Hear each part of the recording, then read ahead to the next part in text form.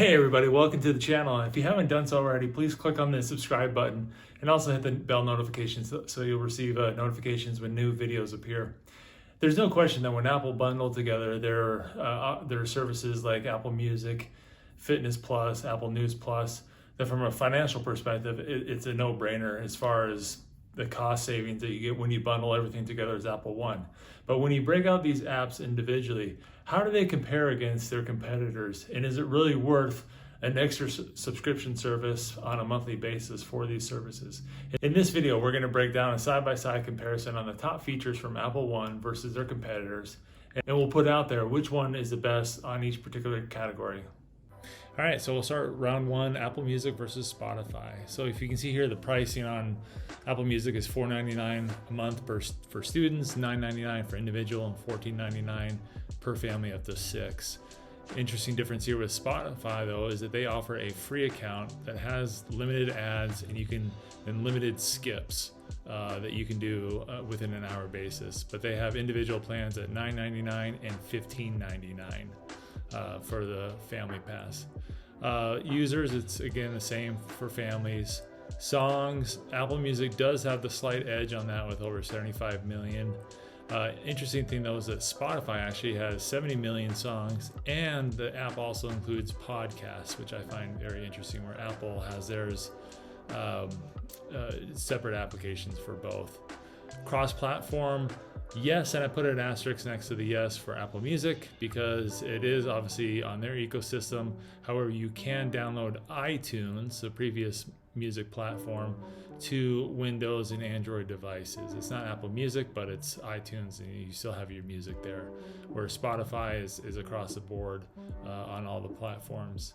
And the additional features that they have, Apple Music has live radio, and curated content, and Spotify actually has an interesting product called updated mixes, where it will provide you daily updates based on the content that you listen to.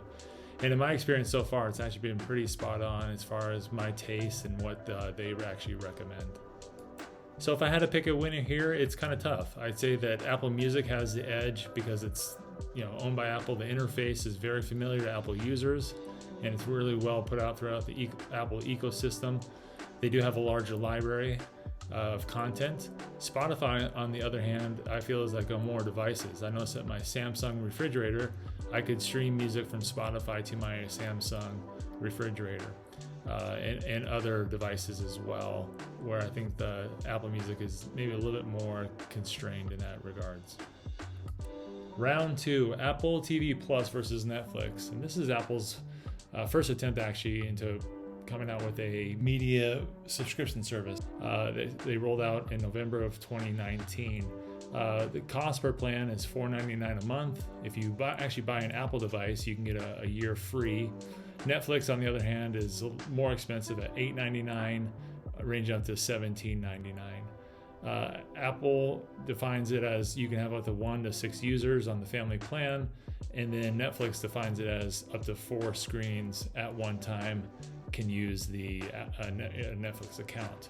Both of them enable you to view content either online or offline. So if you're traveling on a plane, you can actually download content before you travel. If you don't have access to Wi-Fi, and you can watch it without Wi-Fi.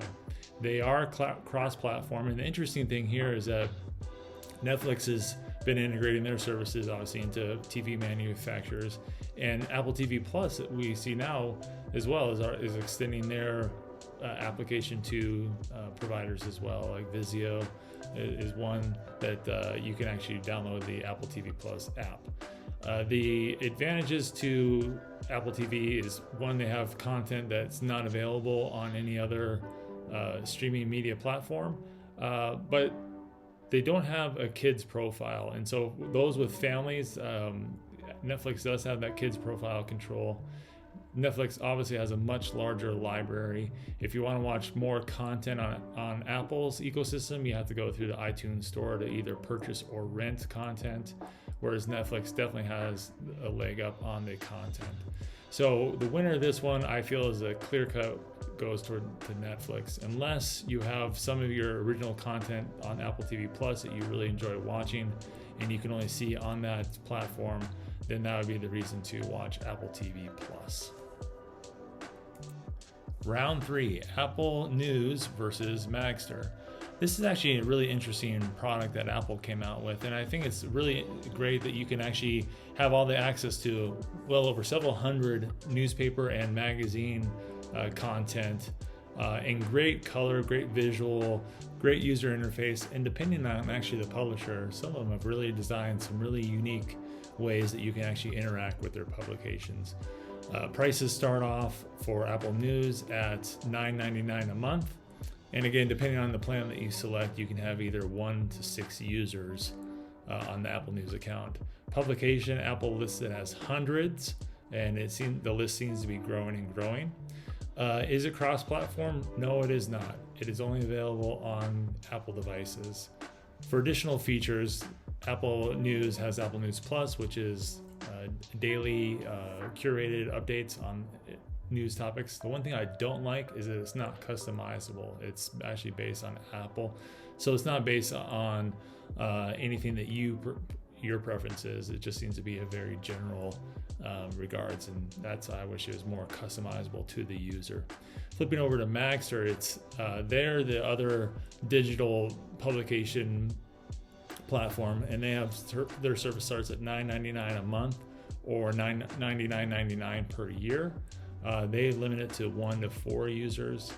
The interesting thing here on the publications is they listed at 5,000 plus publications. So they're obviously their database and is significantly higher than Apple News.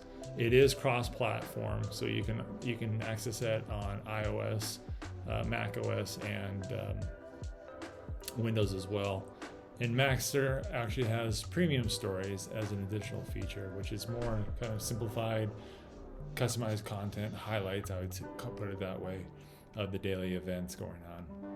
If I had to choose a clear winner on this one, that's kind of a toss-up. I think Apple has done a really good job, especially with the user interface on Apple News.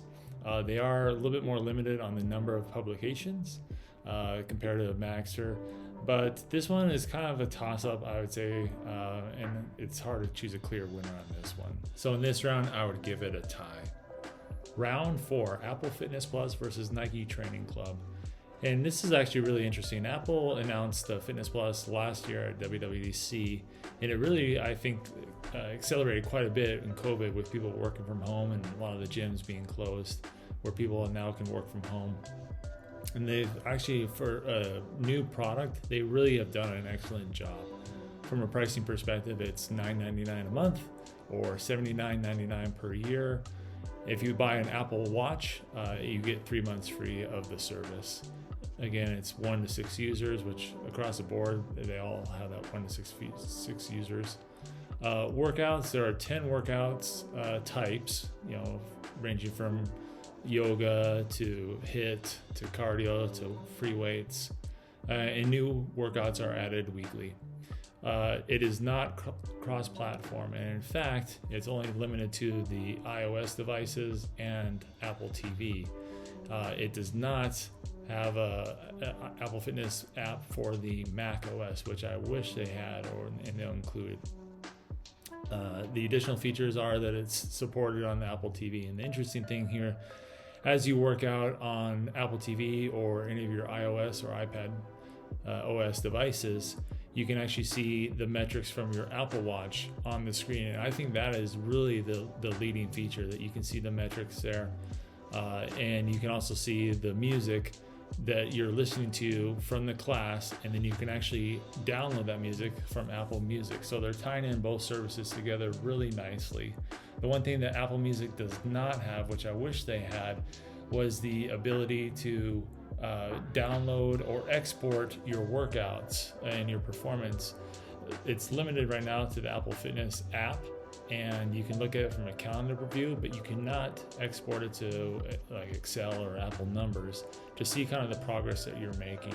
So I wish Apple would include that feature, and hopefully that's coming out in a future update.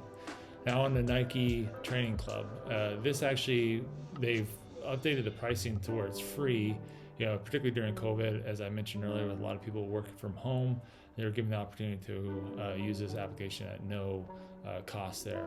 Users, it's unlimited, obviously, because it's free. There are over 100 workouts. Cross-platform, it is cross-platform, so you can use it on Apple and Windows devices.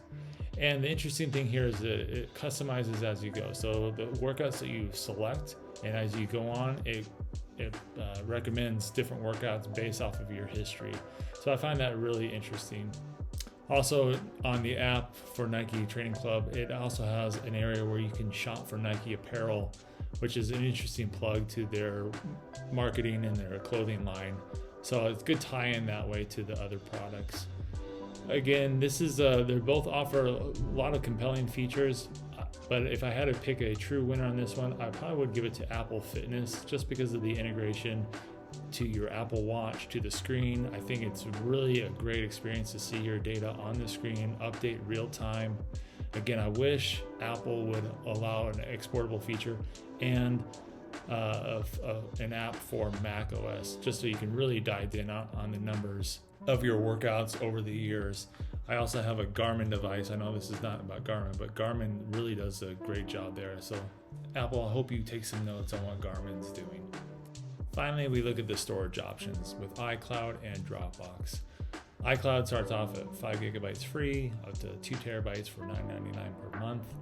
Again, 1 to 6 users. Their storage options are definitely more flexible than Dropbox, with 5 gigabytes free, 50 gigabytes, 200, and 2 terabytes. And you can actually extend past the 2 terabytes on the family plan.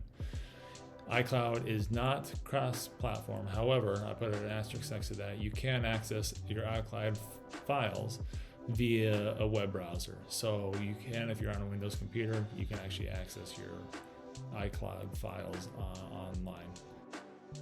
And lastly, they have iCloud backup, so you can back up your devices online, automated through the iCloud backup.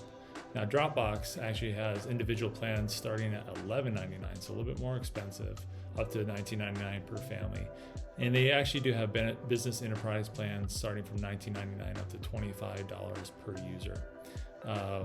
Personal wise, you can go 1 to 6 users, and obviously on the business plans, you pay by user.